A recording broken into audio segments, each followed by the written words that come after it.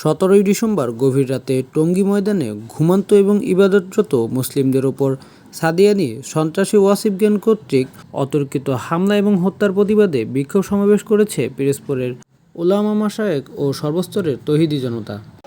শহীদের রক্ত বৃথা যেতে দেব না, শহীদের রক্ত হায়নাদের মতো আমরা যে বাংলা বলি গুপ্তচর, কিন্তু তারা ঘুমিয়ে নাই, ঠিক কি ঠিক না? তার মধ্যে দিন ইসলাম তাদের সাথে বাংলাদেশের নিষিদ্ধ আওয়ামী ছাত্রলীগের সংগঠনের নেতৃস্থানীয় লোক সেখানে আমাদের নিরীহ সাথী ভাইদের উপরে আক্রমণ করেছে। আমরা তথ্য বিশ্বস্ত সূত্রে আমাদের প্রশাসন ভাইদের কাছে দিব। সাবেক অনেক ছাত্রলীগের নেতারা সেখানে অবস্থান করে দেশীয় অস্ত্র নিয়ে আমাদের সাথী ভাইদেরকে হত্যা করেছে।